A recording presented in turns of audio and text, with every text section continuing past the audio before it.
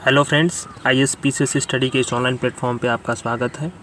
हम लोग विजनआइज मैगजीन में जून वाले करंट अफेयर्स को पढ़ रहे हैं। ठीक है, जो जून वाली विजनआइज की मैगजीन की जो करंट अफेयर्स आई थी हिंदी में, उसको हम लोग कंप्लीट कर रहे हैं। इसमें मैंने कल आपको साइंस एंड टेक्नोलॉजी कंप्लीट कर दिया। उसके पहले मैंने आपको economics, environment, international relation, polity and governance, security वगैरह सारी चीज़ें हैं, उसमें मैंने प्री के पर्सपेक्टिव से सारी चीज़ों को कंप्लीट कर दिया है।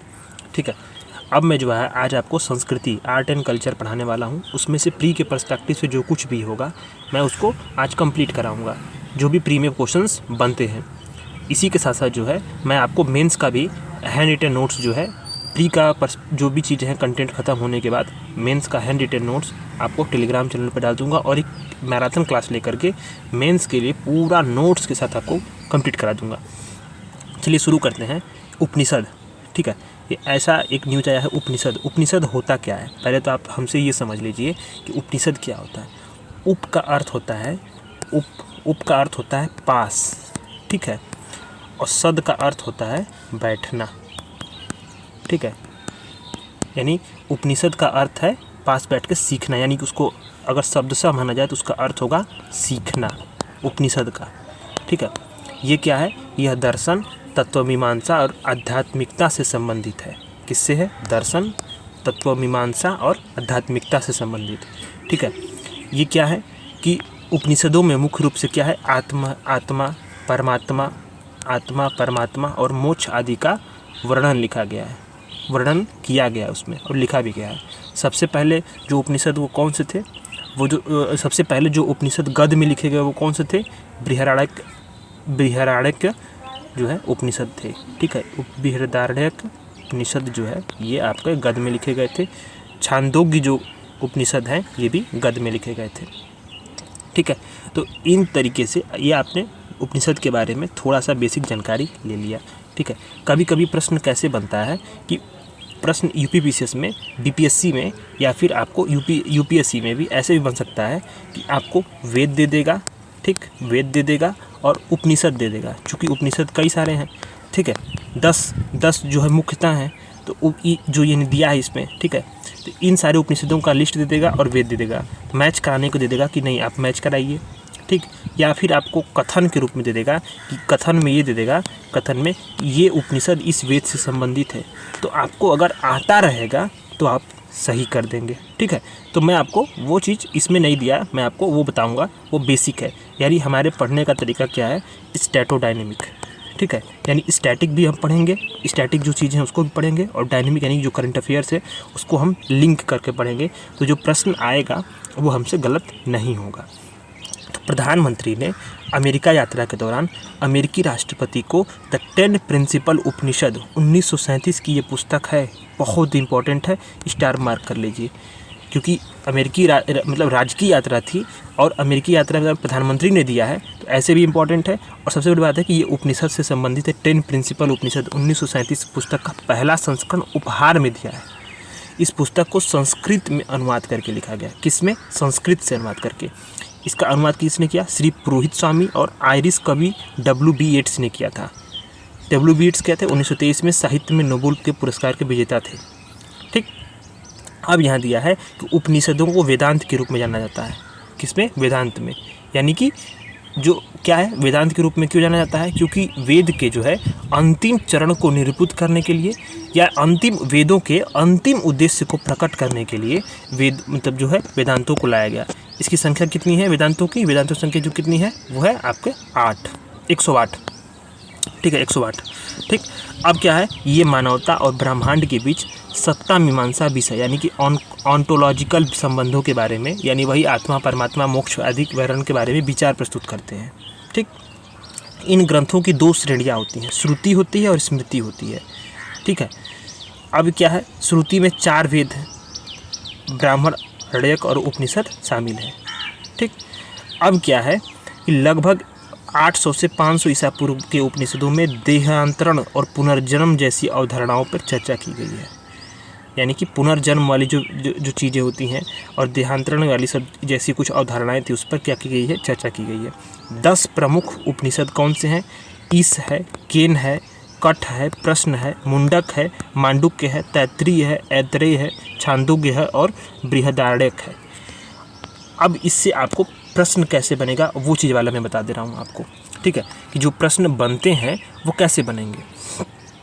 आपको 2-3 चीज़ें मैं इसको टेलीग्राम पे भी डाल दूँगा, और वैसे जो है मैं आपको बता दे रहा हूँ। ऋग्वेद, मान लीजिए आपको ऋग्वेद दे देगा, ठीक है, ऋग्वेद में अगर वेद है, ठीक है, ऋग्वेद, इससे कौन कौन से उपनिषद संबंधित है? ऐतरेय है, ठीक, और कौन से?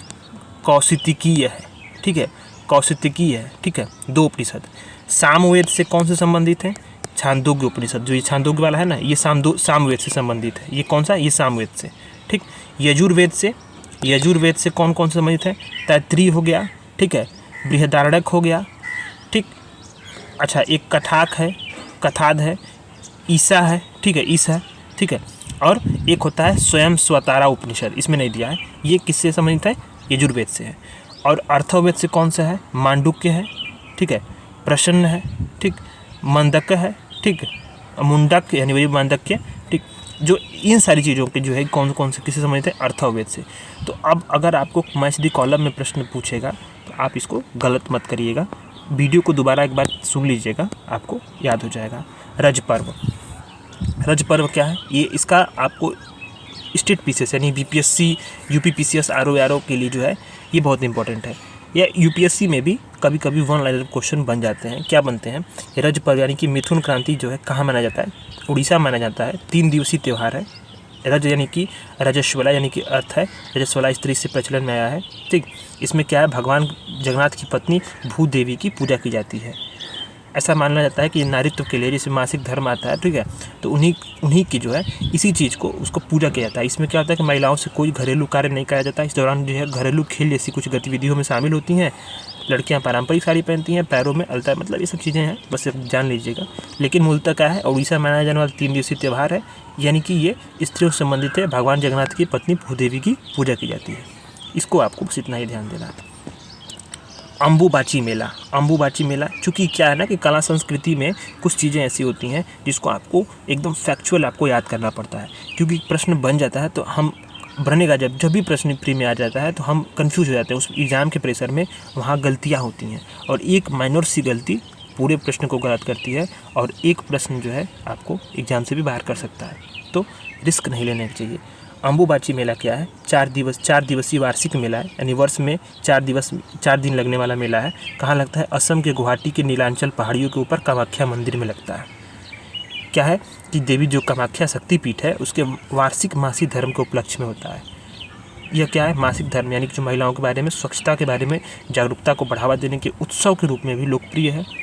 52 शक्तिपीठों और शक्ति अनुयायियों के प्रमुख केंद्रों में से एक है, तो इसको आप ध्यान दीजिएगा। जोहा चावल बहुत इंपॉर्टेंट है, मैं आपको बता रहा हूँ। जोहा चावल क्या है कि ये जो है आसाम में ये जीआई टैग प्राप्त चावल है, जोहा चावल, ठीक।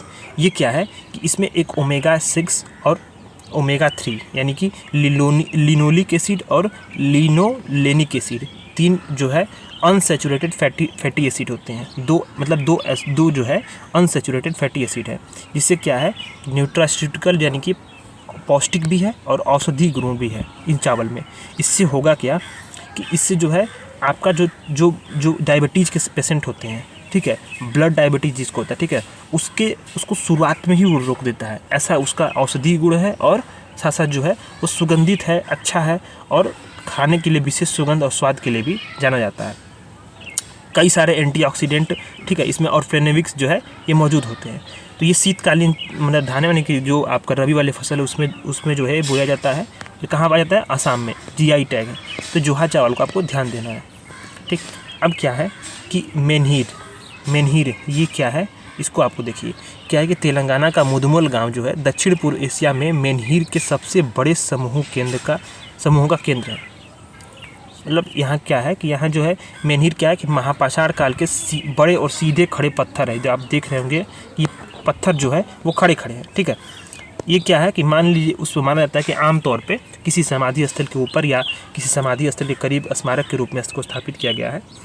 तो ऐसा ये भी माना जाता है कि एक ऐसी जो है पुरातत्वविद यानी कि जो आर्कोलॉजिस्ट है वो मानते हैं कि मेनहिर को इस तरह से स्थापित किया गया, जैसे मान लीजिए कि विषुवत और संक्रांति या जैसे जो दिन होते हैं उनमें विशिष्ट दिनों में एक सीधी रेखा में छाया बन सके। इसी की वजह से जो है क्या करते थे कृषक जो थे सूर्य की स्थिति जो होती थी, जैसे मान लीजिए ये आपका पत्थर है, तो छाया जो बनती थी उसी से अपना सूर्य की स्थिति का पता लगा करके ऋतुओं को समझते थे, ऐसा ये भी माना जाता है। या हो सकता है किसी समाधि स्थल के ऊपर ये भी बनाया गया हो। तो यहाँ के जो लोग हैं वो उसको यूनेस्को दर्जे की मांग करने के लिए आवाज़ उठा रहे हैं। तो मेनहिर आपको ध्यान देना है, ये कहाँ पे न्यूज़ में है, तो ये कहाँ के मधुमल गाँव में दक्षिण पूर्व एशिया में सबसे बड़े समूहों का केंद्र है, और ये कहाँ है, तेलंगाना में है ये, ठीक है। इसको आपको ये ध्यान देना है। ये क्या दिया है कि ये स्थानीय लोग इसे नीलू रल्लू बोलते हैं, तो हो सकता है कि शब्द जो है शब्दों को आपको ध्यान दीजिएगा, क्योंकि क्या करता है ना कि कभी कभी यूपीएससी में प्रश्न करके कहता है कि जो सीधे शब्द होते हैं, क्योंकि ऑल इंडिया लेवल का पेपर है, ठीक है, तो कभी क्या करता है कि वो सीधे डायरेक्ट शब्द ही पूछ देगा, तो हम सोचते हैं कि कहाँ से आ गया, तो उसको थोड़ा सा ध्यान देना होता है, ठीक। इसका उपयोग क्या करते हैं, घड़ी कैलेंडर के रूप में भी हो सकता था, ठीक है। मतलब ऐसा अनुमान है, पूर्वानुमान है, ये कोई विशिष्ट तौर पे ये प्रमाणित नहीं है कि इसी के लिए होता था, पर ये अनुमानता लगाया जाता है। होमोनैलिडी क्या है कि जो नए साक्ष्य, ये क्या है कि जो विलुप्त मानव प्रजाति है, पहली बात ये जान लीजिए। ये क्या करते थे कि शरीर को पूर्णतः सीधे रख कर चलते थे, ठीक है। पेड़ों पर चलने के लिए, मतलब ये पेड़ों पर चल, मतलब प्राचीन आदिकालीन में समझो मानव की एक प्रजाति थी, ठीक। जैसे होमोसोपियंस हो गया, आर्थोपेडिक्स हो गया, ऑस्ट्रेलोपैकस हो गया, होमो हैबिलिस हो गया, होमो एगस्टस हो गया, ठीक है। इसी तरह से जो है होमोनैलिडी एक विलुप्त मानव प्रजाति थी, तो इसमें मनाया गया, ये सोचा गया, ये इस समय कुछ साक्ष्य निकल कर सामने आए हैं कि होमोनैलिडी समुदाय जो है अपने जो सगे संबंधियों के शवों को दफनाते थे और गुफा में नक्काशीदार अर्थपूर्ण प्रतीकों का उत्कीर्ण करते रहे होंगे, ऐसा कुछ अनुमान लगाया गया। इस पर बहुत कुछ इम्पोर्टेंट नहीं है, आप ये सोचिए पत्र सूचना कार्यालय, प्रेस इंफॉर्मेशन ब्यूरो बहुत इंपॉर्टेंट है, प्री के पर्सपेक्टिव से ये तो इम्पोर्टेंट है ही।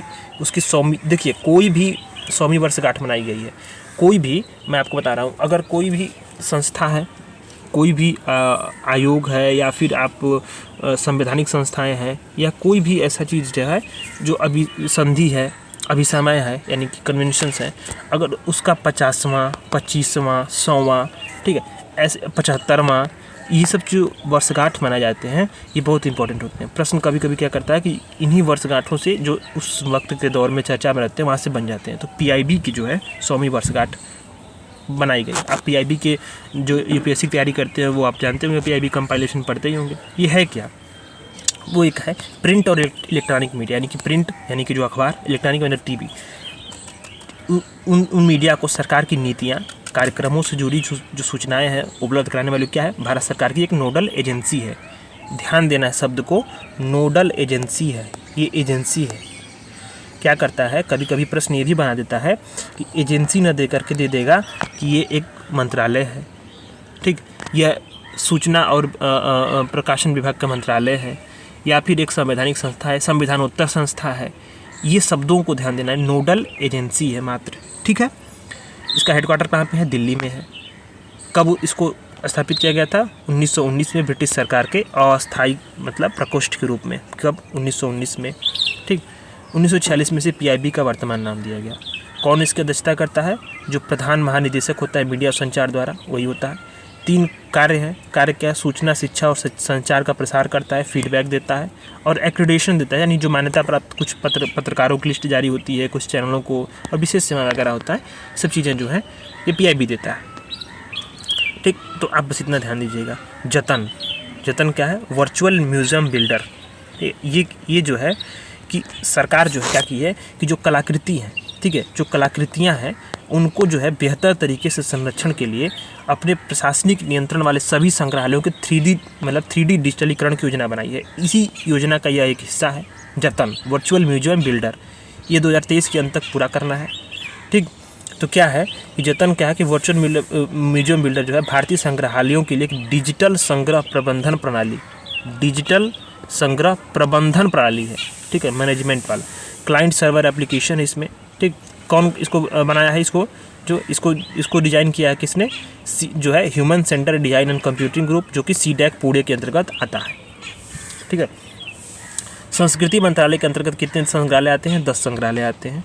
ठीक, तो ये जो है आप इसको ध्यान दीजिएगा। अब इम्पॉर्टेंट है, बीपीएससी के लिए भी इम्पॉर्टेंट है, यूपीपीसीएस के लिए तो एकदम इम्पॉर्टेंट है ही। इसको स्टार मार्क कर लीजिए। यूपीपीसीएस में प्रश्न ये बनने वाले हैं।